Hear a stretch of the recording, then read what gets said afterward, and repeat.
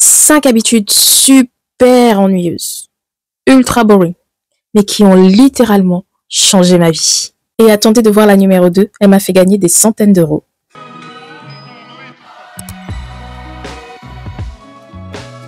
Hello ma Joy Family, j'espère que vous allez bien. Bienvenue dans une nouvelle vidéo. Si vous ne me connaissez pas encore, je suis Joy et je crée du contenu lifestyle, féminité, skincare, développement personnel, motivation. Si ce sont des contenus qui te plaisent, n'hésite pas à t'abonner, à partager, à liker et aussi à me mettre des petits cœurs pour m'encourager. J'aime bien voir des petits cœurs bleus dans les commentaires, ça me fait super plaisir. Tu peux également me suivre sur mes différents réseaux sociaux. Quand on parle d'habitudes qui vont changer la vie, vous vous attendez à quoi? De grands changements, de grandes choses extraordinaires qu'il y aura à faire, de grands sacrifices? Eh bien, parfois, ce n'est pas nécessaire. Oui, parfois, il faut faire les choses intelligemment, ok? Work smarter than harder. Excusez mon accent, il est parfait. Alors, parfois, de petites habitudes permettent de procéder à de grands changements. C'est le sujet du jour. Alors aujourd'hui, je vais te parler de 5 habitudes que j'ai testées et qui ont changé ma vie. Sans plus attendre, on va passer à la première habitude. Se lever tôt. Tu t'attendais à ça? Oui, je sais. C'est quelque chose qu'on entend dans toutes les vidéos. Se lever tôt, voilà, c'est la clé du succès. Mais dis-toi que si tout le monde en parle, peut-être que c'est vrai. Moi, personnellement, j'ai testé et je sais que c'est vrai. Je me suis levée pour un début, j'ai essayé 15 minutes, j'ai essayé 30 minutes, j'ai essayé 1 heure. Et maintenant, je me lève 1 heure avant mon réveil. C'est 1 heure de gagner dans ta journée. C'est 1 heure de gagner dans tes plannings, c'est 1 heure de gagner sur tous ceux qui dorment, c'est 1 heure de gagner dans tes projets, c'est 1 heure de gagner. C'est-à-dire, peu importe. J'ai pas envie de dire lève-toi 1 heure avant. Non. C'est à toi de jauger le temps nécessaire qu'il te faut, mais lève-toi plus tôt. Tu peux choisir 15 minutes, 20 minutes, 30 minutes, peu importe le temps que tu choisis, lève-toi plus tôt. Et ça te permettra de planifier ta journée, ta semaine, ton mois. Ça te permettra de t'occuper du ménage que t'as pas pu faire parce que hier soir, tu étais épuisé. Ça te permettra de prendre du temps de te relaxer. Ça te permettra de prier. Ça te permettra de lire. Ça te permettra de méditer. Ça te permettra de faire du sport. Ça te permettra de gagner en qualité de vie. Mais n'oublie pas, si tu te lèves tôt, il faut te coucher tôt. Ah oui, c'est logique. Mais ça, je sais que tu le sais déjà. Alors, la deuxième habitude, c'est gérer son argent et traquer ses dépenses. Je sais, ne scrolle pas trop vite. Oui, je te vois. On va parler des choses qui fâchent. On va parler de l'argent.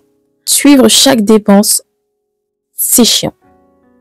Faire ses comptes, c'est chiant. Ouvrir l'application de ta banque, c'est stressant. Je sais tout ça. Alors, plus sérieusement, ça te change la vie. Parce que tu restes maître de ton argent et tu fais des économies. Parce que tu sais où sont tes postes de dépenses, tu sais que tu peux réduire certaines dépenses, tu sais que voilà, il y a des achats que tu peux reporter au mois prochain, tu sais que tu as un budget pour chaque chose. Bref, tu restes maître de ton argent.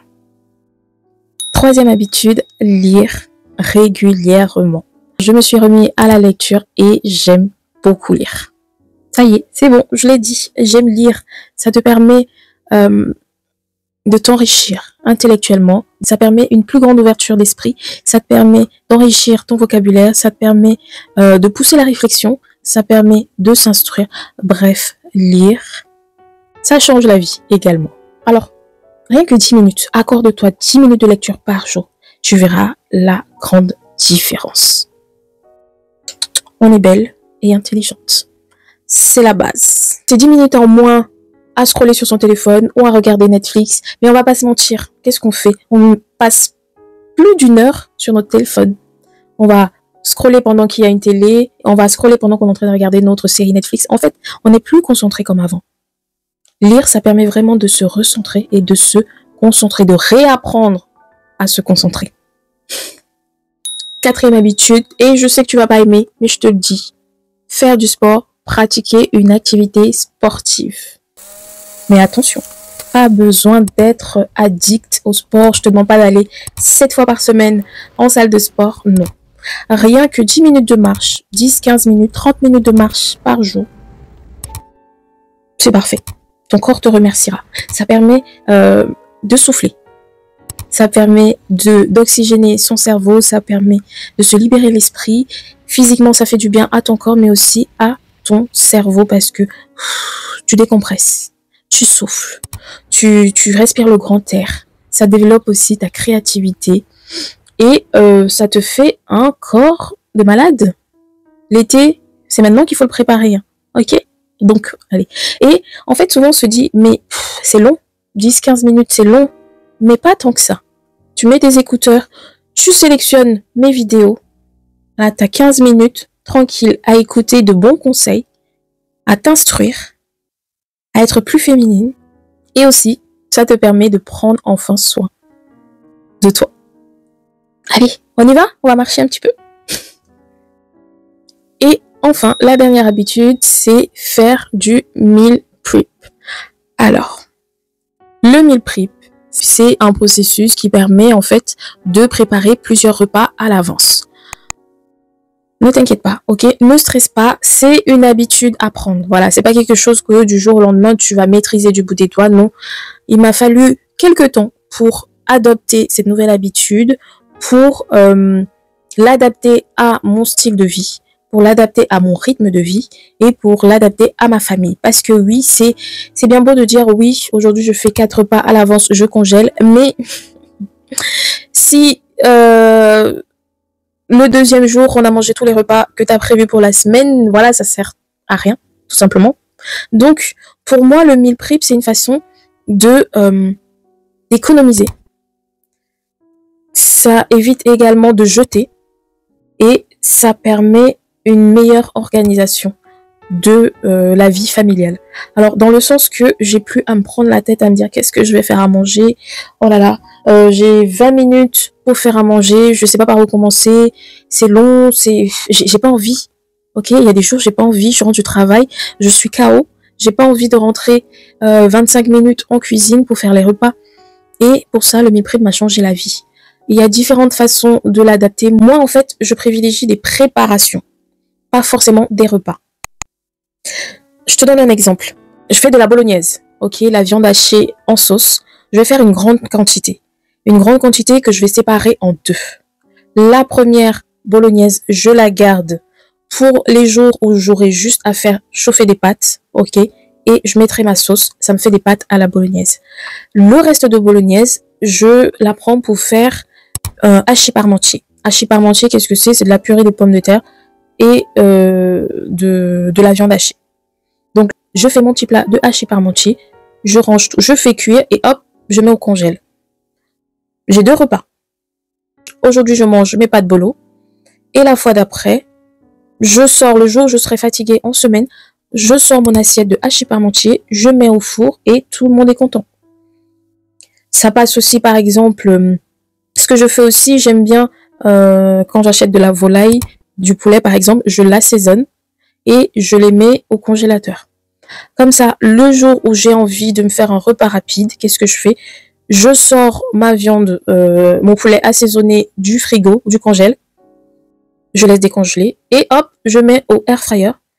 Et j'ai mon poulet rôti en moins de temps que s'il fallait sortir le poulet, l'assaisonner, attendre que la marinade rentre dans le poulet et cuire tout ça. Non, voilà, tout est déjà prêt. Comment je peux dire ça? Pas pré-préparé, je sais pas si ça se dit, non. J'allège au maximum mon processus de préparation. Et pour ça, je prends de l'avance sur mes repas. Qu'est-ce qu'il y a d'autre que je peux faire? Mes marinades, par exemple. Je prépare mes marinades à l'avance.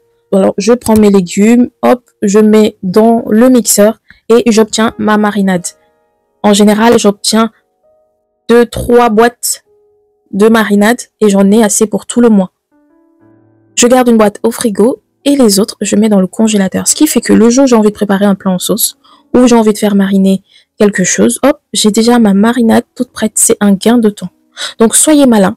Adaptez le meal prep selon vos besoins. Laissez-vous le temps, ok? Allez-y tout doucement. C'est quelque chose qui est difficile à dompter, mais je vous assure que si vous prenez le temps, si vous vous laissez le temps, si vous faites les choses selon votre rythme et surtout selon votre quotidien, vous verrez, ça vous fera un gain de temps et ça vous permettra d'être mieux organisé. Voilà, nous sommes arrivés au terme de cette vidéo. J'espère qu'elle vous a plu. Si c'est le cas, n'hésitez pas à vous abonner, à partager, à liker. Mettez-moi des petits cœurs bleus, ça me fait plaisir. Quand je vais dans mes commentaires et que je vois des petits cœurs bleus comme ça m'encourage et ça me donne envie de faire d'autres vidéos. Quant à moi, je vous dis à bientôt pour une nouvelle vidéo. Bisous!